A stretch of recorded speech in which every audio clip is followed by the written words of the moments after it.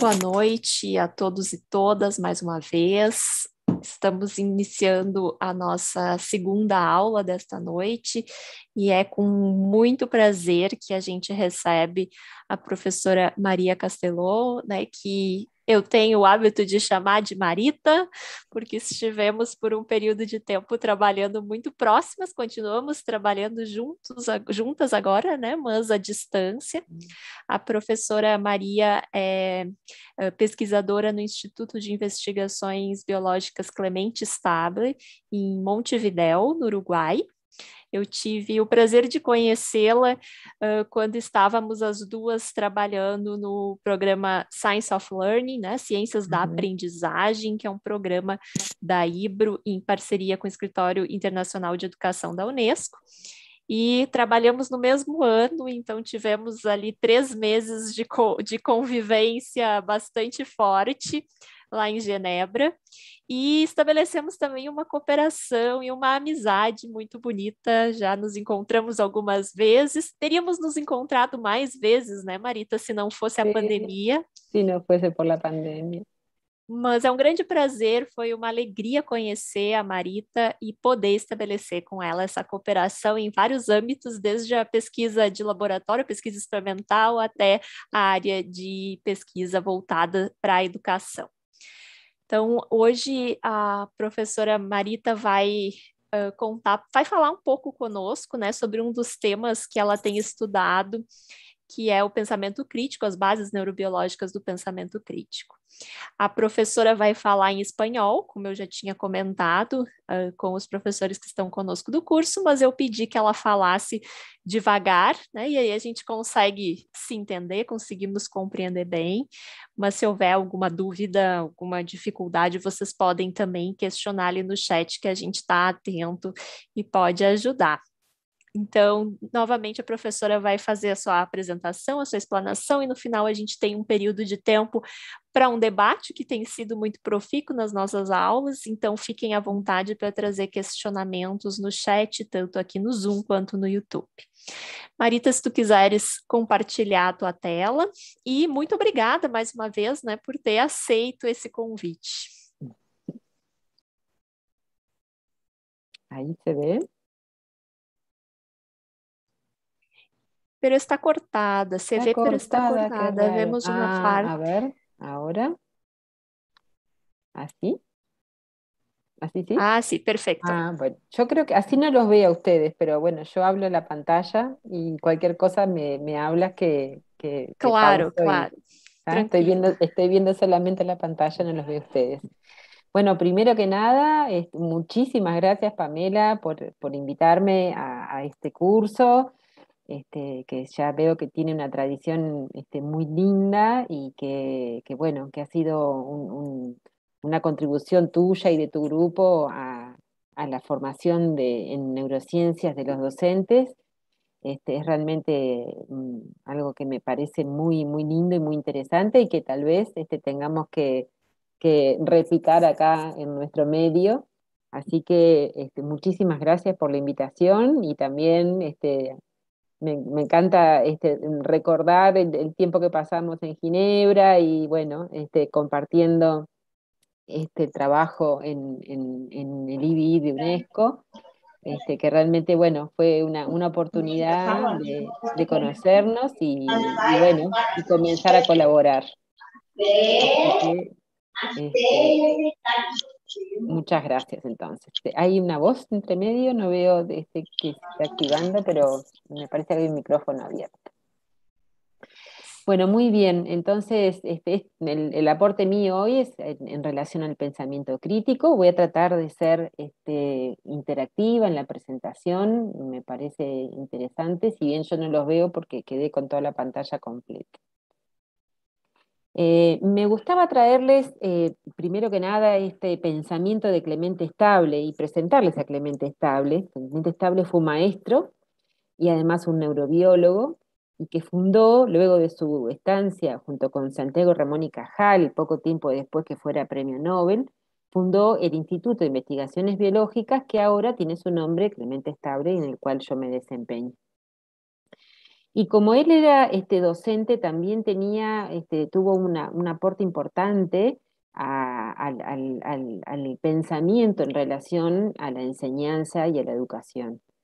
Entonces, en relación al tema de hoy, de pensamiento crítico, me parecía importante traer esta frase de Clemente Estable que dice: nada mejor para el desarrollo mental del niño y del adolescente que enseñarles formas superiores de aprendizaje, que completen, continúen, rectifiquen y eleven las formas espontáneas.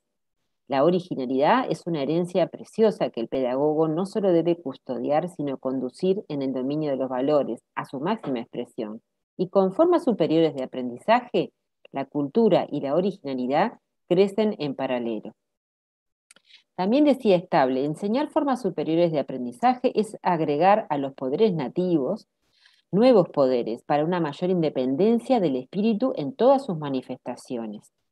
Es enseñar a moverse solo hacia arriba, enseñar a observar bien, a pensar bien, a sentirse bien, a expresarse bien y a actuar bien es lo que en suma se materializa toda doctrina pedagógica, nueva o vieja, revolucionaria o conservadora, de ahora y de siempre, ¿no? Entonces digo, ya él allá por mitad del siglo XX planteaba la importancia de enseñar formas de aprendizaje superiores, ¿no? También decía: de suma importancia es que el maestro aprenda maneras de aprender, o sea, métodos, procedimientos, demostraciones, técnicas de exploración, para ser cada vez más observador, más experimentador, más capaz de conocer directamente la realidad. No hay nada como el cometido de los métodos de inquirir y de las obras de los investigadores para una más profunda, directa y personal percepción de la realidad. Y verán que al final de la presentación volvemos un poco a este pensamiento de Estable, de acercar la docencia a la investigación. Y hablando de pensamiento crítico y de la manera de pensar, no solamente Estable, sino que nos podemos remontar a unos 2400 o casi 500 años atrás, a Sócrates, cuando decía que no tome lo que digo como si estuviera jugando, ya que ve el tema de nuestra discusión y sobre qué tema debería ser más serio incluso un hombre de inteligencia leve, es decir, qué tipo de vida debería vivir uno. Y se sabe que justamente Sócrates este, implantó, inventó y puso en práctica con sus estudiantes lo que se llama el método socrático, que en definitiva es un método de escrutinio introspectivo del pensamiento guiado por preguntas. En definitiva, el método socrático es un método de enseñanza activa guiado por preguntas en el cual se pone muy en el centro el significado original venido del latín de la palabra enseñar, que viene de insignare y que significa señalar. Es decir, que el método socrático no da respuestas, sino que señala a través de las preguntas un camino para responderlas. No es una manera de proveer conocimiento, no es un tipo de enseñanza bancaria, como a veces se le suele decir, a esas enseñanzas en las cuales el docente le transfiere conocimientos que adquirió a lo largo de de cierto tiempo a los estudiantes que toman entonces un rol pasivo frente al proceso de enseñanza y aprendizaje, sino que es todo lo contrario, ¿no? Es una manera de motivar a los estudiantes para que sean ellos mismos los que de alguna manera lleguen a determinadas conclusiones, siendo conscientes de los procesos en los cuales están embebidos. Alguno de los componentes fundamentales del pensamiento socrático es, bueno, justamente el que utiliza preguntas para examinar, bueno, cuál es la visión, o cuál es la manera de pensar del estudiante, ¿no? Cuáles son los valores, los principios, las creencias de los estudiantes, lleva a que ellos mismos se den cuenta de sus propios pensamientos, acciones y creencias, de cuáles son sus motivaciones, sus posiciones, y que de alguna manera eso lo relaciona a objetivos más fundamentales, como es la educación moral y el cómo se debe vivir la vida, ¿no? En cuanto a la metodología, en cierto modo, el generar preguntas y preguntas que sean inquisitivas, digamos, que vayan en profundidad, que generen cierto malestar en el otro, eh, proponen que es una manera justamente de generar un ambiente más apropiado para este tipo de pensamiento, el método socrático.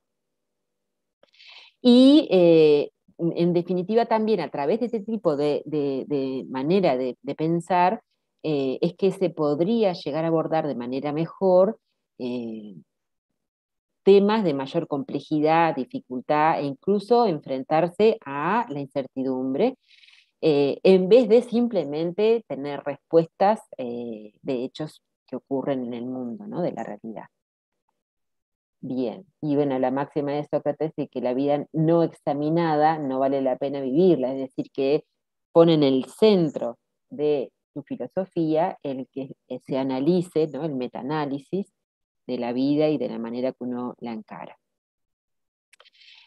Desde Sócrates hasta ahora ha pasado mucho tiempo, pero a principios del siglo XX en la el primer tercio, cuarto del siglo XX, se acuñaron dos términos, de pensamiento reflexivo, que lo menciona Dewey, y posteriormente el pensamiento crítico, ¿sí? Que es el tema justamente de hoy. Y bueno, entonces acá sería, me gustaba preguntarles a ustedes qué es lo que creen que es el pensamiento crítico, y, no, estaba bien, tenía que volver acá.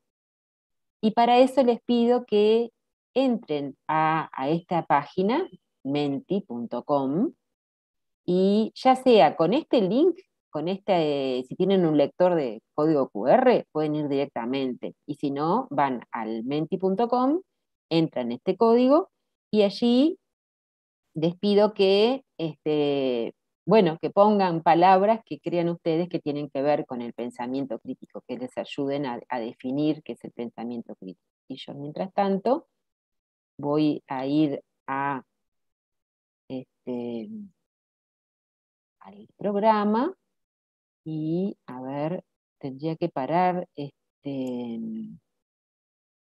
share. Ahí va. Y yo voy acá, a ver, ahí estoy compartiendo, ¿no? Sí Entonces, estás, Marita. bien, Estamos viendo el Mentimeter.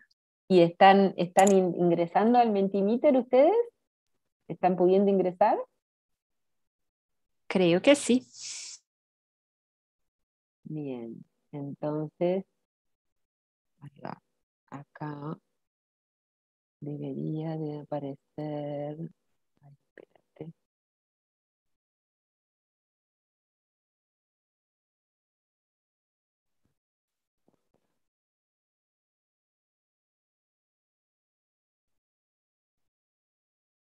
A ver si funciona. De repente no funciona.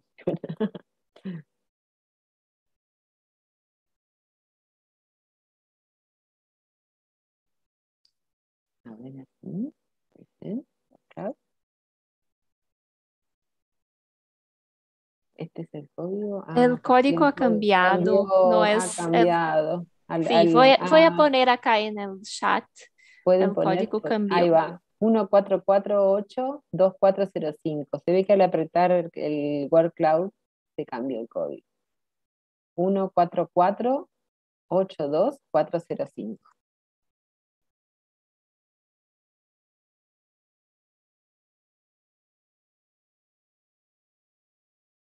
¿Han podido ingresar?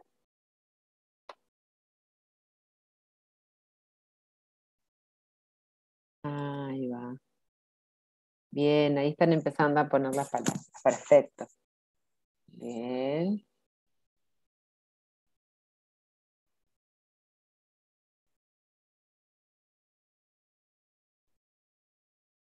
Pueden poner, creo que es hasta tres cada uno. Bien. Son verdad. sin verdades absolutas, creatividad, lógica, solución, cuestionador, raciocinio. Bien. Pensamientos.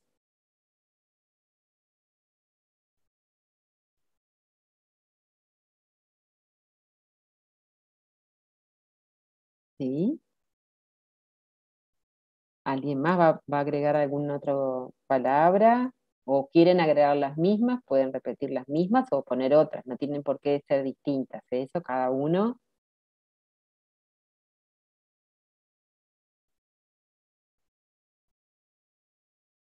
Bien. Bueno, por ahora no ingresan más, ¿no? Ahí hubo. Quinto. Bien. Sensibilidad, lógica, atención, cuestionador. Ahí va. Bueno, ahí quedó un número, pero no importa. Pensamientos. Ahí está.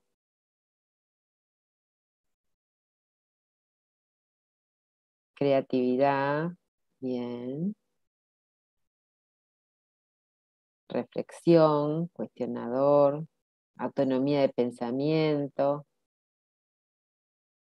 Bien, ahí van poniendo más. Perfecto. Lógica, análisis. Muy bien. Debate. eh,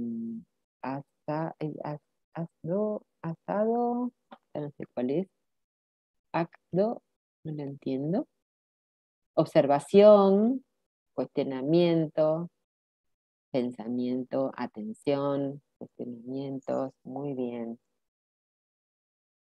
Y ahí hay palabras que vieron que se empiezan a destacar, ¿no? Porque hay más personas que las han ingresado. Muy bien. Entonces podemos hacer una impresión de pantalla y nos quedamos con eso, ¿les parece? ¿O van a ingresar más? Yo para que no nos demoremos mucho. Así que entonces hago una impresión de pantalla. New share. Vuelvo a esta. Entonces acá agregamos lo que ustedes aportaron en el día de hoy. ¿Sí? Entonces, estábamos en, bueno, pensar de qué es el pensamiento crítico, ¿no es cierto? Y acá ustedes incorporaron un conjunto de palabras que hacen a su visión del pensamiento crítico, de las cuales digo, hay varias que vamos a estar de repente comentando. Podemos definir de alguna manera al pensamiento crítico como un modo de pensar intencionado, intelectualmente exigente, disciplinado, pero también plástico y entrenable, en el que la motivación, el autoanálisis y la regulación juegan papeles clave. ¿Sí? Entonces nos podemos preguntar, ¿para qué queremos pensamiento crítico? Y ahí, esperen que voy a entrar de nuevo yo al Menti, para que no me equivoque. Ahí, a ver. Mm, no sé si tenía que ir. Ah, ya no sé. De repente.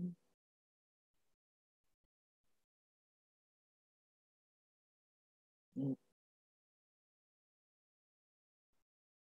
Acá. Y ay no, pero ahí se me va. Esta la vamos a tener que pasar de largo, porque la ventana del Menti me quedó en la forma de ya mostrar y no sé cómo hacer para volver atrás. A ver, hago así con la flecha. Ahí va, My Presentations. Y acá, ahí va, ¿qué es el pensamiento crítico?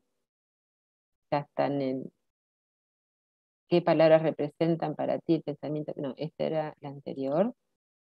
Y ahora, ¿para qué sirve el pensamiento crítico? ¿En qué nos beneficia? Ah, lo que pasa que me equivoqué, puse malo.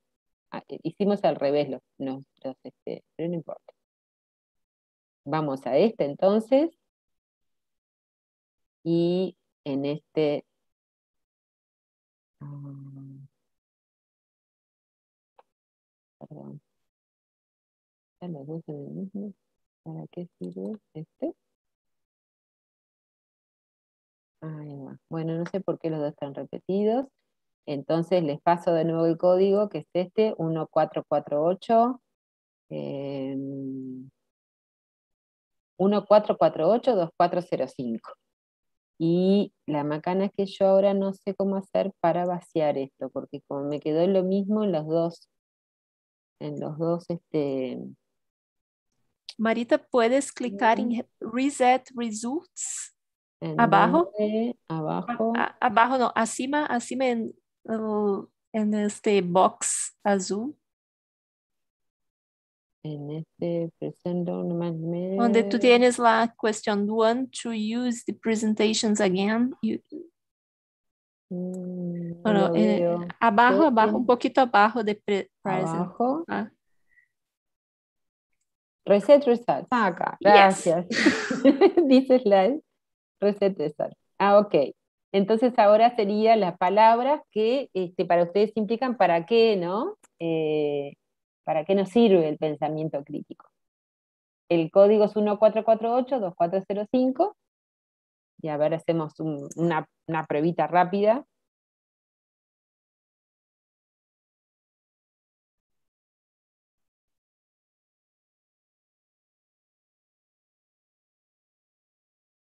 Ahí va.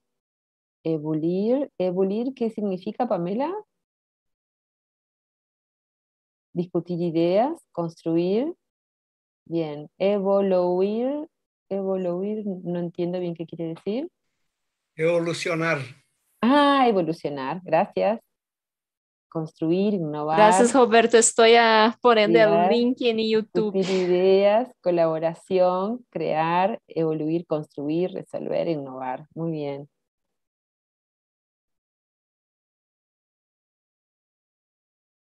Sí.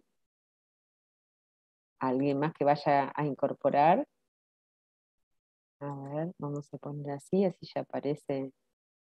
Ahí está. Bien. Colaboración, transformar, resolver, ¿sí? Medir, modificar ideas. Ahí va, muy bueno eso de modificar ideas, cuestionar, mediar, innovar, resolver. Muy bien. Colaboración. Esperamos que ingresen 2 o 3 más, ¿les parece? Y ya seguimos, ¿sí?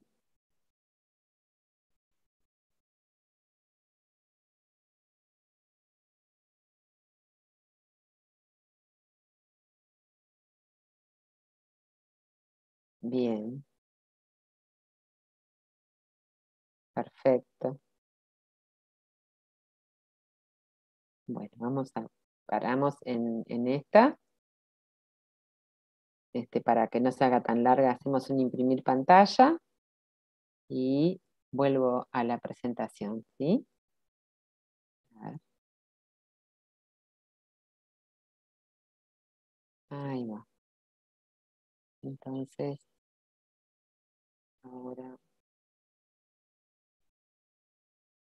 vamos para aquí.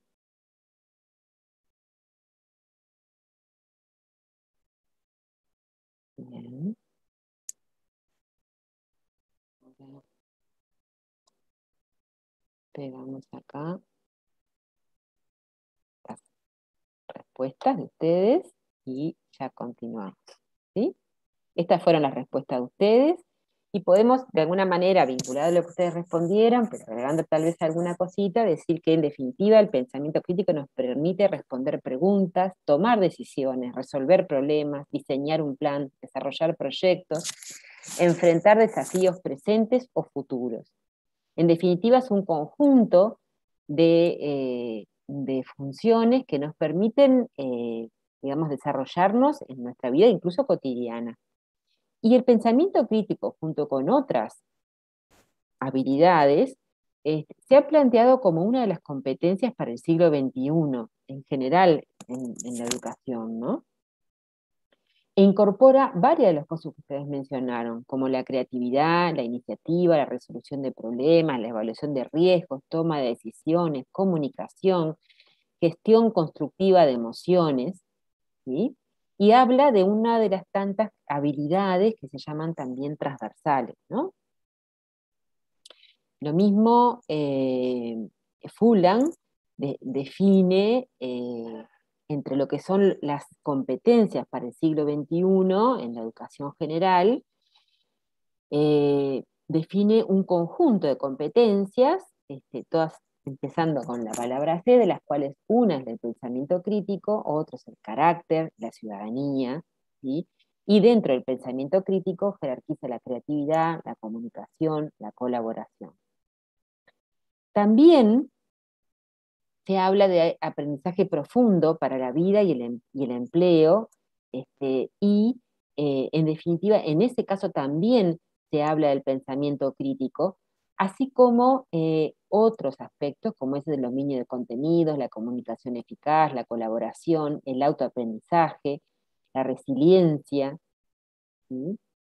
Y en lo que son las competencias del siglo XXI de la OCDE, también se habla del pensamiento crítico, ¿sí? Se habla de la capacidad de los individuos para pensar por sí mismos, se habla de la dimensión de la información, o sea, las fuentes, cómo se hace la búsqueda de información, en cuanto a bueno, procesos y productos, reestructuración y modelaje de la información, la creatividad, ahí está importante también, la innovación, resolución de problemas y tomas de decisiones. También jerarquizan en una dimensión de la comunicación y sobre todo se habla de la comunicación efectiva, la alfabetización en cuanto a la comunicación, la colaboración, ¿sí? Y también finalmente en relación a la dimensión ética y el impacto social, el pensamiento crítico, la responsabilidad y la toma de decisiones. O sea que hay un conjunto de, digamos, ideas que están en la mesa que hablan de distintos autores de la importancia del pensamiento crítico para el desarrollo de las personas enfrentándonos a este nuevo ciclo. En definitiva, como plantea Halpern, el pensamiento crítico es un proceso mental. Es un proceso mental metacognitivo, es decir, de autoanálisis, en el que se ponen en juego un conjunto de recursos intelectuales, habilidades cognitivas que se consideran de orden superior respecto a otras que serían de un orden inferior, como por ejemplo la resolución de problemas, el pensamiento creativo y la toma de decisiones. Estas son otro tipo de funciones cognitivas de orden superior, que todas ellas son relativamente complejas y que requieren de el juicio, el análisis, la síntesis, y que no se aplican de manera mecánica o de una manera memorizada. Como se propone también en que el pensamiento crítico es a modo de una torre, ¿no? En la cual, de una pirámide, en la cual aparecen algunas habilidades de pensamiento de orden inferior o menos complejas, hasta otras de orden superior o más complejas, como van, por ejemplo, en relación al conocimiento, que se puede decir, bueno, la memoria, que tiene sus complejidades, lo sabemos, pero digo, dentro de esta escala de pensamiento que plantea Bloom, se habla como en la base la memoria, la comprensión, la aplicación de los conocimientos, el análisis, la evaluación, y finalmente la creación, ¿no? La creación de conocimiento nuevo. Podemos entonces en este esquemita resumir un poco todo lo que se pone en juego cuando hablamos de pensamiento crítico, ¿sí? Nosotros tenemos, por ejemplo, un problema que se plantea, ¿no? Entonces hay una intención de resolver un problema, hay como una motivación, ¿sí? Y eso va a desencadenar mecanismos descendentes, ¿sí? Que hacen que nuestra atención, nuestro sistema, se centre en resolver ese problema. Ahí se pueden poner en juego un conjunto de cosas, como por ejemplo la percepción, ¿sí? Para tomar información de la realidad, analizarla, procesarla, se hace, en relación a ese problema, se puede hacer una búsqueda de información, se pueden hacer un análisis lógico y un procesamiento de esa información en la cual se evalúan distintos argumentos y se llega a una inferencia acerca de lo que está sucediendo. Se está poniendo también en juego a la memoria, porque en definitiva uno cuando percibe el mundo está tomando de ese mundo algunos aspectos en relación a un problema, pero que tienen un significado en función de lo que uno aprendió previamente. Hay entonces un flujo de información y de procesamientos que nos llevan a elaborar una respuesta.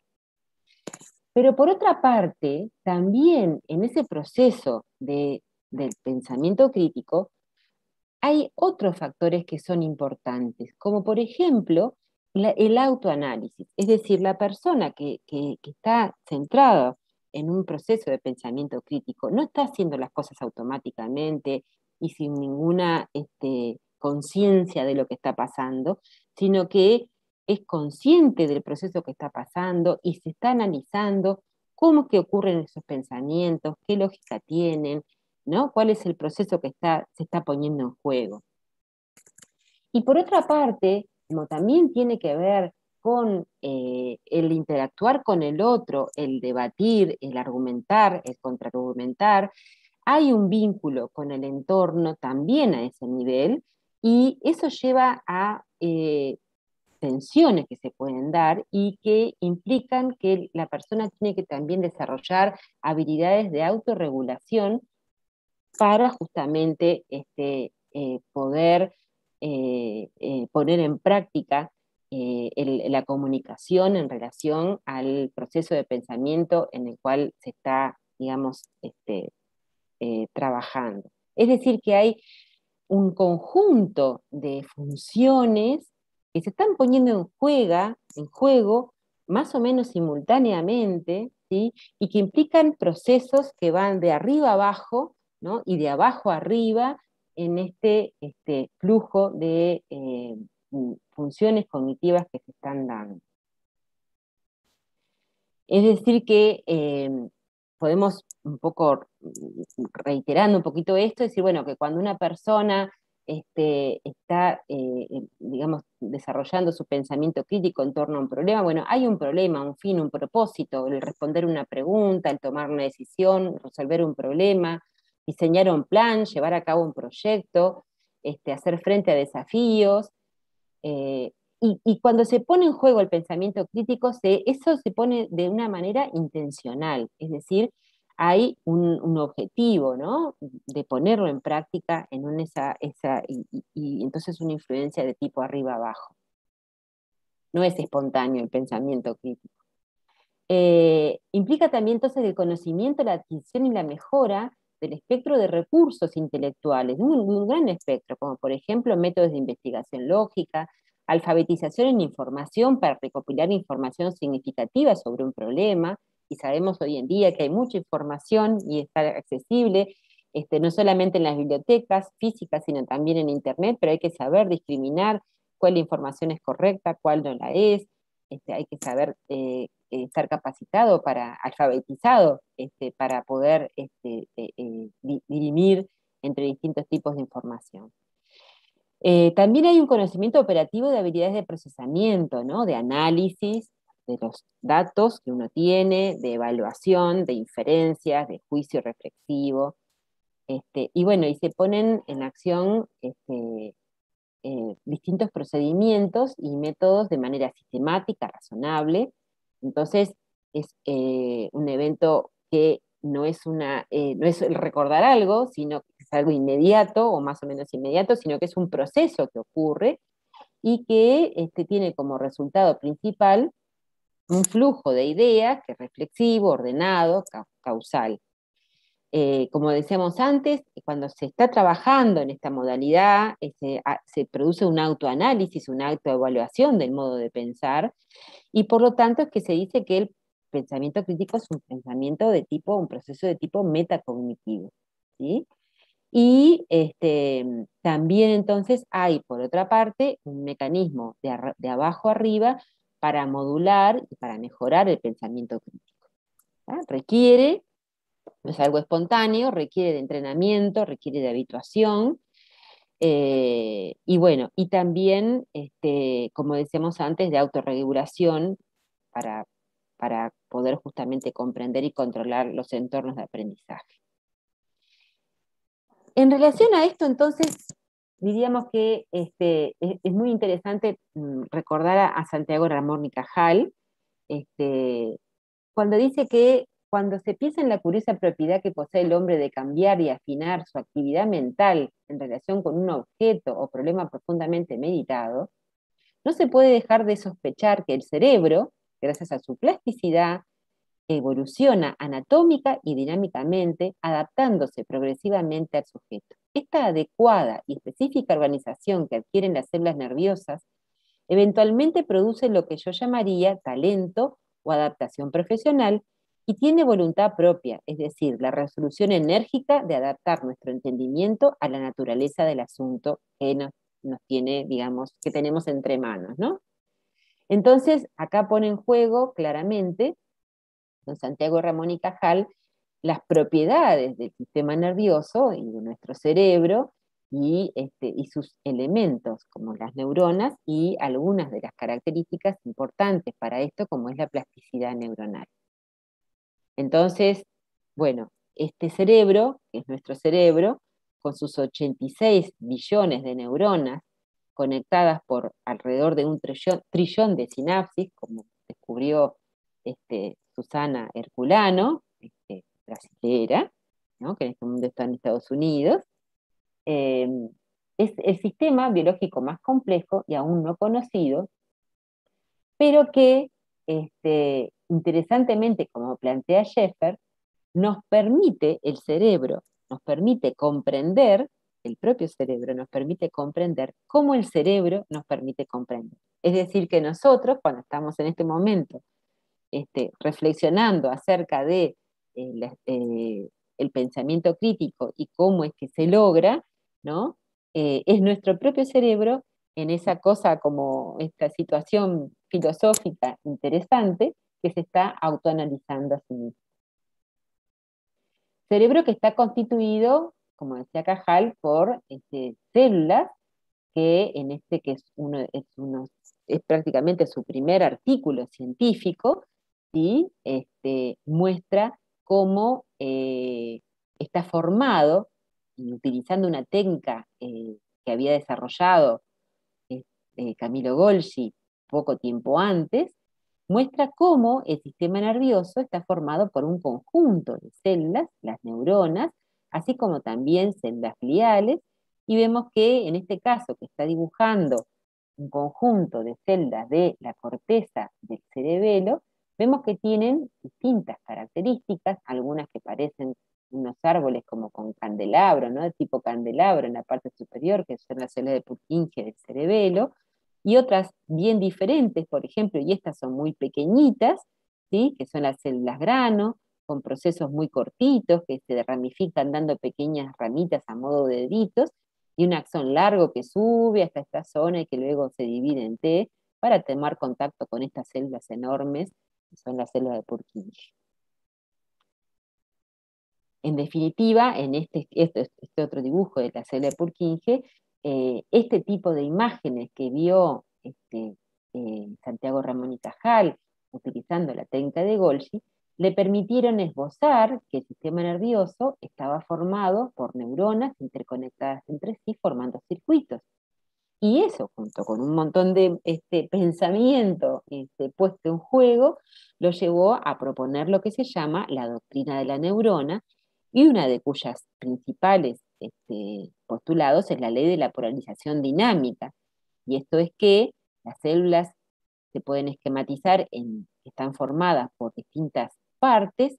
Por un lado, el árbol dendrítico, que estaría a este nivel, para el caso de la célula de Purkinje, muy ramificado, ¿no?, el soma neuronal y el axón, ¿sí?, que proyecta, como se ve acá, hacia otras células vecinas, ¿no? Entonces lo que proponía don Santiago era que las neuronas tenían estos tres grandes sectores, que en el sector del árbol dendrítico era donde principalmente recibían estímulos provenientes de otras neuronas, que a ese nivel y sobre todo a nivel del soma esa información se integraba y que de esa integración se tomaba una decisión acerca de si se iba a propagar un impulso a lo largo de su axón para llegar al siguiente elemento de la red neuronal que planteaba que se podía formar. ¿Sí? O como se ve acá, esta es una técnica mucho más moderna, ya no es la de técnica de Golgi, sino que es la microscopía electrónica, con cortes seriados, a partir de los cuales se pueden hacer reconstrucciones tridimensionales y observar, muy parecido a lo que veía don Santiago, cómo son la morfología de las neuronas, o incluso, bueno, ver en más detalle cómo son los procesos y cada una de las ramificaciones y cómo se contactan con procesos de otras neuronas.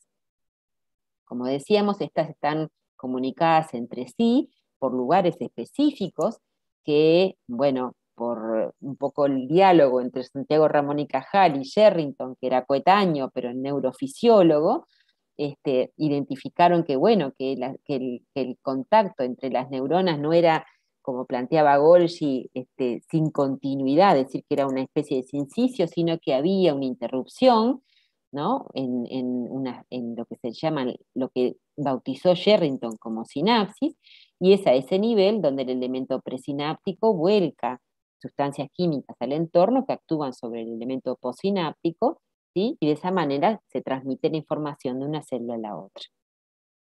Las neuronas, en definitiva, y de acuerdo a modelos tridimensionales que se pueden hacer, forman redes neuronales complejas que procesan información en distintas regiones del sistema nervioso. Y uno puede mapear por distintos tipos de metodologías, ya sea, por ejemplo, por estudios de electroencefalografía de alta densidad, como los que mostró Roberto, o técnicas de imaginología, puede mapear en qué regiones de la corteza cerebral se localizan las zonas de tejido nervioso que están involucradas principalmente en uno o en otro de los tantos aspectos que están involucrados en el pensamiento crítico, ¿sí? Ya sea en la percepción de palabras o en la percepción de estímulos visuales. Bueno, obviamente la atención, que es ese mecanismo de tipo top-down, de arriba abajo, que nos hace concentrarnos en el problema que estamos analizando. Bueno, las entradas sensoriales, como decía recién, el procesamiento de la información, la memoria, ¿no? Cuando recuperamos conceptos anteriores para darle significado a los nuevos conceptos, los actos motores, porque en definitiva nosotros exploramos la realidad no solamente a través de la percepción, sino también a través de nuestro contacto y la modificación que hacemos sobre el entorno, y todo eso está ocurriendo a la vez o en momentos más o menos consecutivos, que se están desarrollando los distintos aspectos que tienen que ver con el pensamiento crítico. A modo de ejemplo, y esto es, digamos, mapeado, es un esquema, pero a modo de ejemplo, les traigo acá un artículo en el cual se resumen las áreas de la corteza cerebral que están involucradas en el lenguaje, ¿sí? Tanto sea oído, como hablado, como leído, ¿sí? Y esto se hizo en base a estudios de imaginología, y se ve entonces que hay muchísimas zonas de la corteza cerebral que solamente están relacionadas con este aspecto, ¿no? Este aspecto que hace a uno de los procesos cognitivos básicos del pensamiento crítico. Y nos podemos preguntar entonces si este tipo de estrategias de pensamiento pueden ser llevadas al aula. Y ahí, bueno, hay algunos autores que, por ejemplo, plantean, bueno, cómo es que se puede llevar al aula el método socrático, tan antiguo, pero tan, a su vez, actual, ¿sí? Y hay una serie de pautas que, de hecho, no, digamos, estamos creo que un poco cortos de tiempo, con lo cual no les voy a leer todas las pautas, pero va a quedar en la diapositiva y está acá la página web de Stanford, de donde saqué estas pautas para cómo llevarlo al aula. Pero por otra parte también podemos pensar en otras cosas que podemos hacer o qué otras maneras podemos estar incorporando el pensamiento crítico en el aula, ¿no? Por ejemplo, podemos ver las características que tiene el pensamiento científico. Y cuando vemos las características que tiene el pensamiento científico, muchas de las características tienen que ver con el pensamiento crítico, ¿sí? Como plantean Manacero y Vázquez, hay un conjunto de aspectos o dimensiones, como por ejemplo lo que tiene que ver con el razonamiento y la argumentación del pensamiento crítico, pero que están presentes también en el pensamiento científico, así como en relación a procesos complejos como la toma de decisiones, resolución de problemas, ¿sí? Aspectos que tienen que ver también como es la creatividad, ¿sí? O la evaluación y el juicio. Y todo eso, ¿no? Es lo que hace que uno puede promover que se profundice en la enseñanza de la ciencia y el pensamiento científico en el aula, porque de esa manera se está contribuyendo a desarrollar en los estudiantes las destrezas de pensamiento crítico también. Así que por acá voy dejando y bueno, muchísimas gracias. Gracias, Marita. Ha sido una... Voy a hablar en portugués porque, bueno, puedes Sí, sí, comprenderme, estamos sí, todos, sí. todos acá, exceto usted, claro, hablando português. Bom, Marita, muito obrigada pela tua apresentação, por compartilhar conosco esses dados e essas informações todas que tu trouxeste sobre um tema que é tão relevante nos dias de hoje. Eu vou trazer algumas questões que surgiram aqui no chat para elas nos ajudarem a discutir um pouco mais essa temática nesses minutos que a gente ainda tem.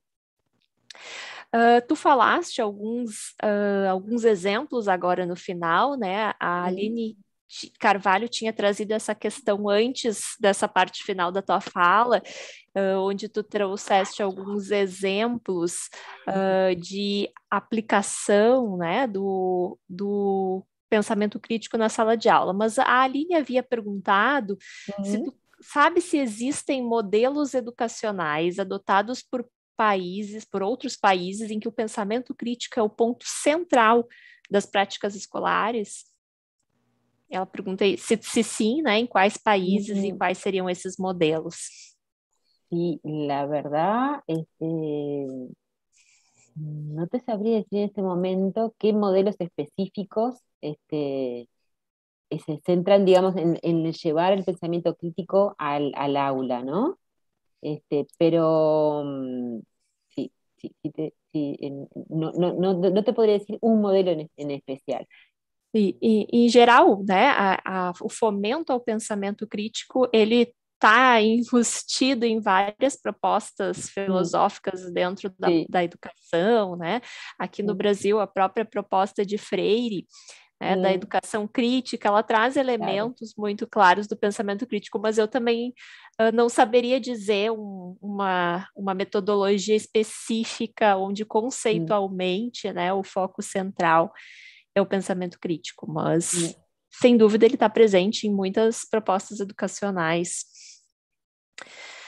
A Sandra comenta, né, que tem um cientista, não sei, professor, eu não conheço, Matthew Lipman, que defende que o pensamento crítico pode e deve ser trabalhado em sala de aula desde a educação infantil. Bien, claro, esa es una de las propuestas, ¿no? Que se ha incorporado desde el aula en la formación inicial, ¿no? Sí, esa sería la idea.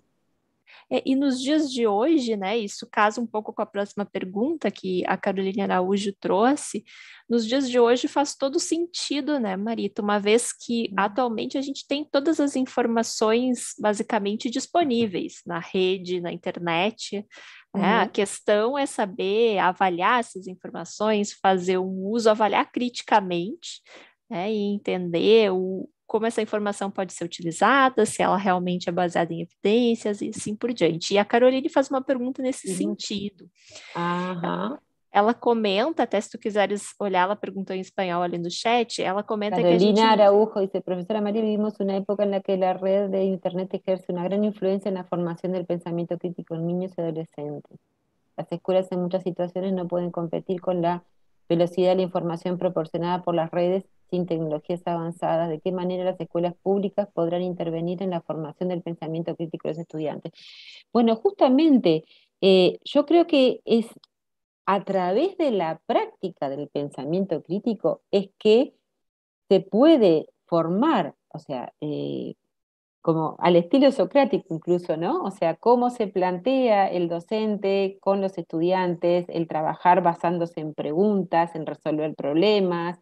Entonces, justamente el trabajo, la enseñanza basada en proyectos, por ejemplo, es una manera de llevar adelante esto. Es decir, pero fíjense que están así que no es que uno le plantee, cuando se trabaja en enseñanza basada en proyectos, no es que el docente siquiera le plantee cuál es la pregunta, sino que el docente orienta al estudiante sobre una temática interesante a estudiar, a analizar, a abordar, y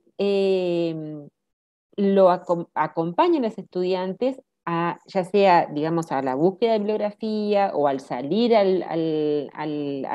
entorno a ver cuáles son los problemas que pueden detectar, a plantearse entonces, a ver, este es un problema que hay, ¿cómo lo puedo resolver?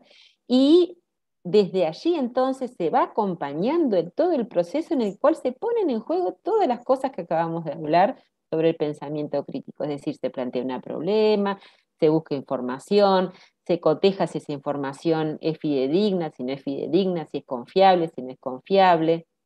Se debaten ideas, se ve que justamente no siempre las ideas son todas con las mismas opiniones, que hay distintas opiniones de distintos autores, se puede jugar incluso a hacer juegos de roles, ¿no? Que supónganse, en neurociencias un debate, una manera muy linda es ir a los debates en torno a, digamos, a situaciones en el desarrollo del conocimiento en el cual se quebró con un paradigma y se introdujo otro. El debate entre Cajal y Golgi, por ejemplo, y cuando se impone, digamos, la teoría de la neurona, esa controversia es una controversia muy interesante, muy fermental, y uno puede jugar con los niños y decir, bueno, a ver, que cada uno se compenetre en la manera de pensar de cada uno de los autores y generar un debate, que unos defiendan a un autor o que otros defiendan a otro, y en definitiva después se van a dar cuenta, por lo menos en el caso de las neurociencias, que los dos tenían razón. Pero bueno, se puede a través de justamente la enseñanza basada en proyectos poner en práctica todo eso, y ahí te van a dar cuenta que en realidad no importa toda la información que existe en Internet, sino que lo que importa es cómo uno encara un problema. Y aunque no tuviéramos Internet, es el proceso, es el modo en el cual se desarrolla la enseñanza y el aprendizaje lo que hace la diferencia con los bancos de información que podemos tener accesibles en cualquier página, ¿no? Creo que eso sería una manera de Muito bom, contrastar. Marita. A Sandra comentou aqui no chat também sobre o autor que ela havia comentado antes. Não sei, Sandra, se tu queres contar para nós, né? Eu não conheço esse autor, acredito que a Marita também não. Se tu quiseres falar um pouquinho. Boa tarde. Estou adorando as aulas, parabéns, muito bom. Eu fiz uma especialização, na UFPEL sobre filosofia voltada para a educação. Como eu trabalho com crianças, eu tentei fazer o meu TCC, o meu trabalho de culminância do curso, sobre como trabalhar o pensamento filosófico, que foi um dos temas que me apaixonou no curso. Eu amei. Como que eu poderia trabalhar isso com as crianças? Porque eu sou alfabetizadora. Há 20 e poucos anos, há 20 e poucos anos sou alfabetizadora na rede pública. Então, eu fiquei pesquisando como trabalhar esse pensamento filosófico. E dentro disso tudo, eu descobri o Matteo Lippmann. É um filósofo norte-americano que ele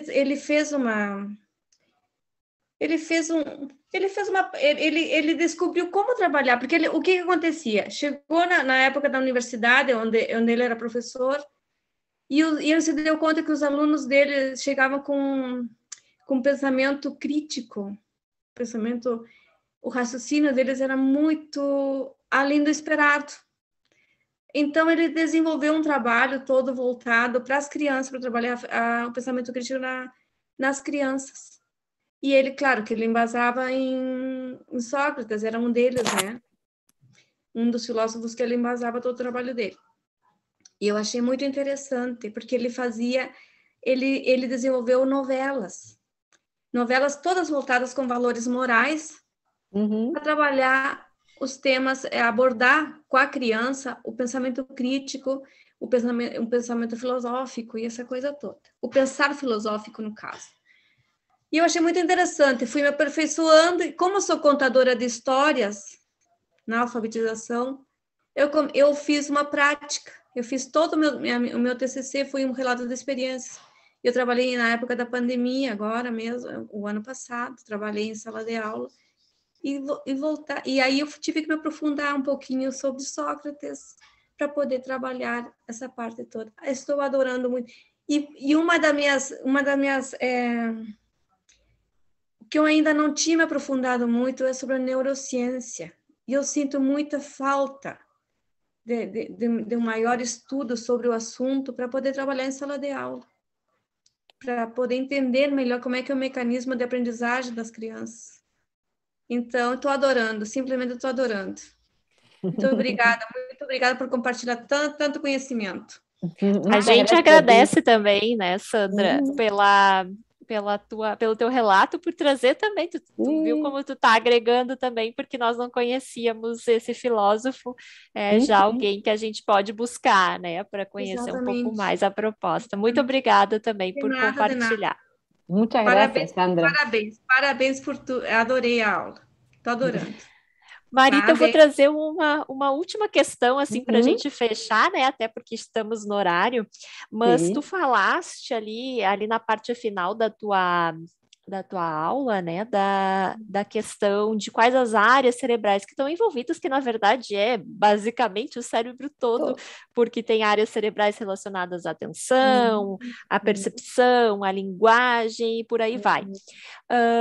Uma questão que eu acho que é importante a gente comentar também, né, que tu falaste lá, mais na parte inicial, é que o pensamento crítico, ele envolve necessariamente um propósito, uma ação intencionada, né, um objetivo, e nesse sentido a motivação tem um papel bastante importante, né? Não sei quanto tu chegaste a ver material sobre isso, né? Qual é o papel da motivação no pensamento crítico, considerando especialmente os dias atuais, né, onde a juventude tem esse imediatismo, essa necessidade de respostas rápidas, e como motivar os nossos estudantes para trabalhar o pensamento crítico, a metacognição? Sí, es muy interesante eso, ¿no? Que digo, hay un elemento interesante, importante y clave es la voluntad, o sea, el estar interesado en algo, ¿no? Entonces, eso es como el motor que activa todo el proceso. Y ahí tal vez es el docente el que, conociendo al estudiante, ¿no? De acuerdo a la edad que tiene, de acuerdo a lo que está pasando, em, de acuerdo a sus fortalezas, es encontrar cuáles son las temáticas que de alguna manera sean veces a sus objetivos en la vida, de modo de que haya una motivación genuina interna, ¿no? Porque la motivación no se puede transmitir. Ese es el problema. O sea, al menos es lo que yo creo, ¿no? O sea, É um processo interno e próprio, né? exacto, es un proceso interno, pero también como mostraba Roberto, puede haber una sincronicidad entre lo que está pasando en el docente y el estudiante. Y si bien la motivación es un proceso interno, si uno está en un aula con un docente motivado, apasionado con lo que está haciendo, seguramente, digo, no sé si alguien lo ha estudiado, pero probablemente si uno pudiera registrar la actividad cerebral y ver las zonas, ¿no?, que se activan cuando estamos en estados de activación, de motivación, cuando tú tienes un aula con un docente apasionado, seguramente algunos de los estudiantes, no sé si todos, pero algunos es como que van a resonar con eso. Entonces, yo creo que lo importante es tener en cuenta al otro, al conocimiento que el docente tiene de sí mismo, pero de los estudiantes también, y qué intereses tienen, y que de alguna manera traer temas al aula que se sepa, ¿no?, que el docente tenga cierta intuición de que pueden generar una motivación. Pero por sobre todas las cosas, yo creo que el propio docente motivado es una clave para generar